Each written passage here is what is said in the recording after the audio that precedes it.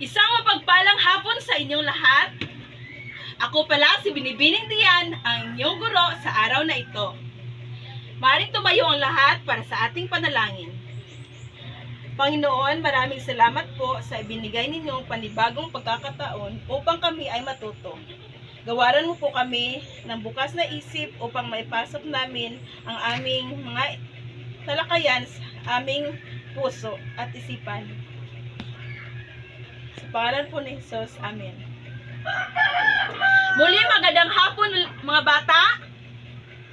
Meron bang liban sa araw na ito?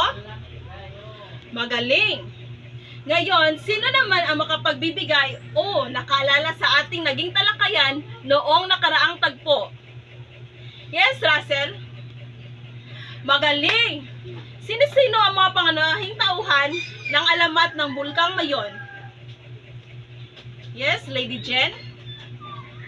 Magaling sina Baltog, Oriol, Handyong at si Rabot. Bakit kaya pinangalanan itong Bulkang Mayon? Okay, magaling. Tunay ngang may natutunan kayo sa ating nakaraang talakayan. Ngayon ay magkakaroon muna tayo ng isang laro. Maring tumayo ang lahat. Para sa ating gagawing laro ay narito ang aking panuto sa inyo. Una ay pumila ang lahat sa gitna at makikinig sa sabihin ng guro. Gamit ang guhit na dito sa gitna, meron akong sinulat na palatandaan. Sa kanang bahagi ay si malakas, may nakasulat na malakas. At sa kaliwa naman ay maganda. Kapag sinabi ko ang pangalan ng isang lalaki, ay lumundag kayo kung saan ang nakasulat na malakas. At kung sinabi ko naman ang pangalan ng isang babae, ay dito naman kayo sa may nakasulat na maganda. Naunawaan mo ba mga bata? Magaling. Batay sa ating isinagawang laro kanina, ano kaya ang ating tatalakayin ngayong hapon na ito? Ikaw, Ronita? Okay, magaling. Ang ating tatalakayin ngayon ay patungkol ang kwentong si Malakas at si Maganda. Ngayon, upang manawaan natin bago natin basahin ang ating kwento, ay meron muna akong pasasagutan sa inyo.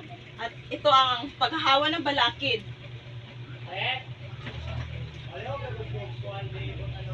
Okay. Narito, kumuha kayo ng isang buong papel para sa inyong sagot.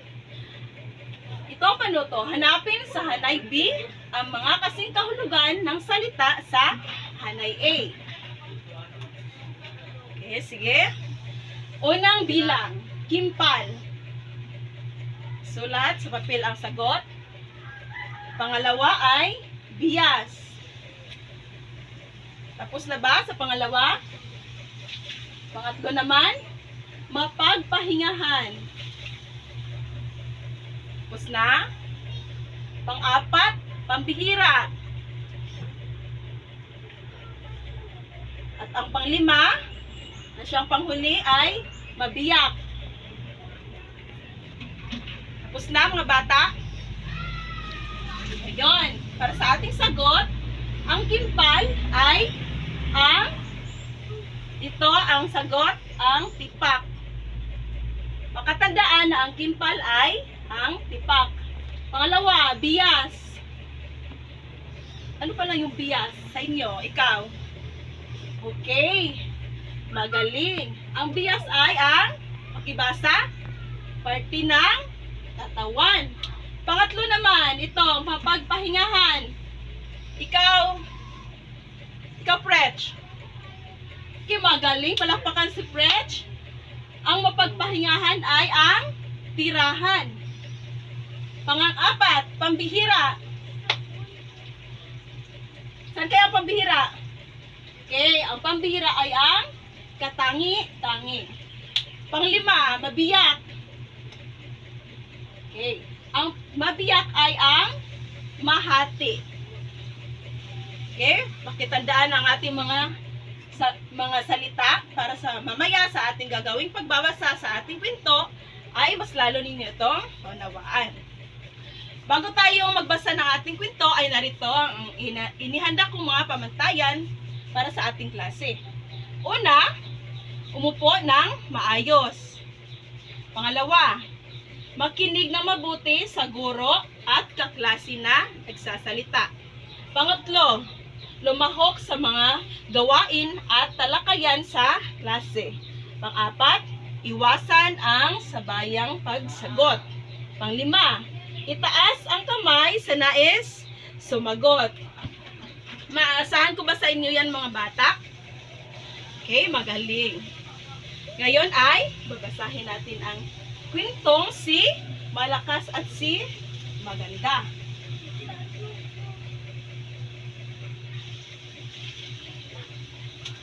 Makinig mga bata. Pakatandaan ang aking inagawa ibinigay sa inyong mga pamantayan. Okay, sa inyong nakitang larawan. Ano ang pamagat ng ating ito? Ibasa ang alamat ni Malakas at si Maganda. Noong unang panahon, ang daigdig ay binubuo lamang ng langit at dagat. Ano ngayon? Ano ngayong ang daigdig? Saan? Si langit at si dagat. Pangalawang slide. Ano ang nakikita nyo? Siya ay si ibon. Ano ang ginagawa ng ibon? Sa nakita nyong larawan, si ibon ay palipad-lipad. Walang ginawa si ibon noon, kundi ang lumipad ng lumipad. Dahil wala pa siyang pwedeng madapuan sapagkat ang meron lamang daigdig ay ang sa susunod nating larawan, ito ang ating makikita.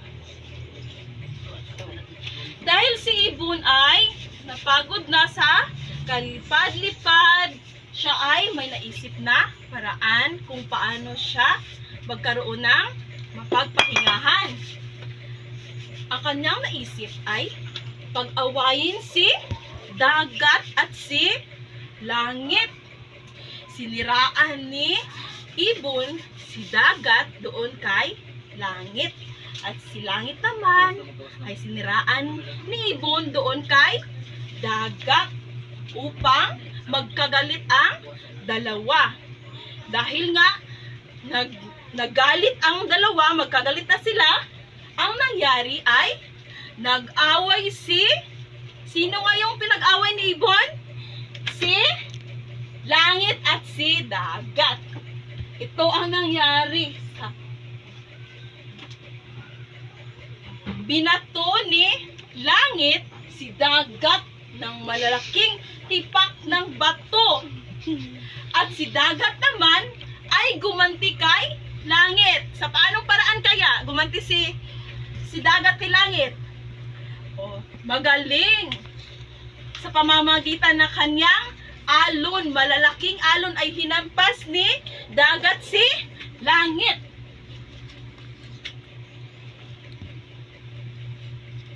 At doon na, dahil sa mga malalaking tipak na bato na ibinato ni langit kay dagat, nagkaroon ng lupain sa ating daigdig. At doon nakapagpahinga na si ibon. Sa ilang panahon na nakalipas ay may tumubo na isang kawayan. Habang namamahinga si ibon sa tabi ng kawayan, ay may narinig siyang katok mula sa loob ng kawayan. Sa inyong palagay, ano kaya ang laman o ano kaya nasa loob ng kawayan?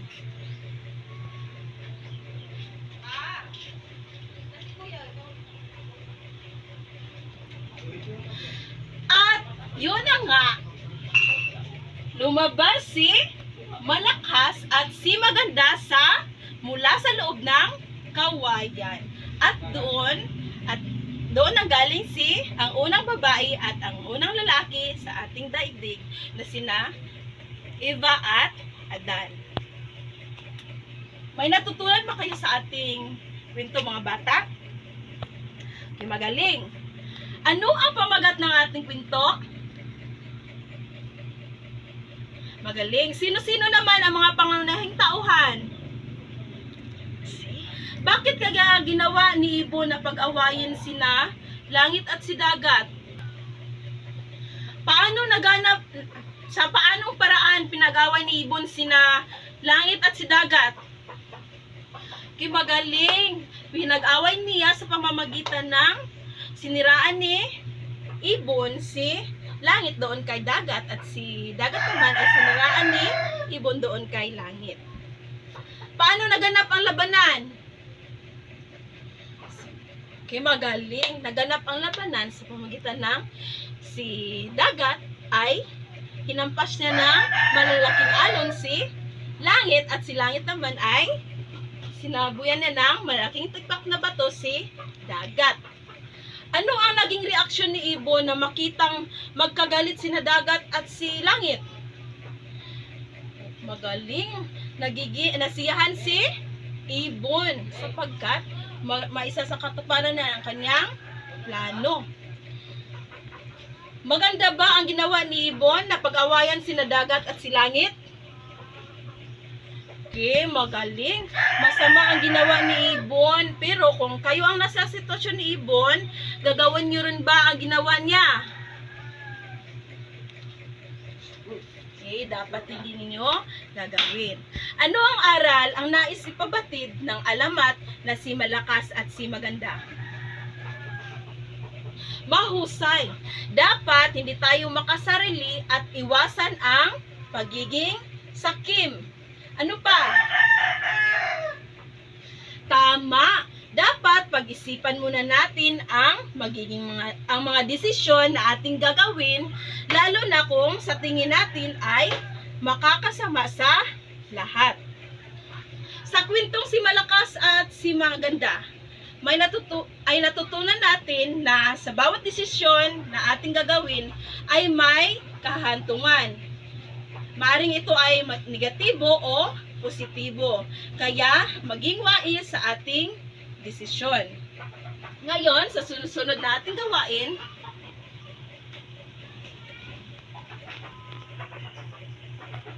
ito ay pangkatan. Hatiin ko ang ating klase sa dalawang pangkat. Ito ang pangkat una at pangkat pangalawa. Narito ang panuto. Magbibigay ako ng sitwasyon. Itaas ang tama kung ang sitwasyon ay tama at itaas ang mali kung ang sitwasyon ay mali. Pagkatapos ay ipaliwanag ang inyong sagot. Narito ang sitwasyon. Unang bilang, si Nina at Karen ay matalik na magkaibigan. Parati silang magkasama araw-araw. May kaklase sila na ang pangalan ay si Ana. Si Ana ay mahirap lang. Ngayon, para sa ating takdang aralin ay sa parehong pangkat naman, gumawa ng pagsasadula mula sa aral na makukuha sa alamat na si Malakas at si Maganda. At doon nagtatapos ang ating sinagawang talakayan. Maraming salamat.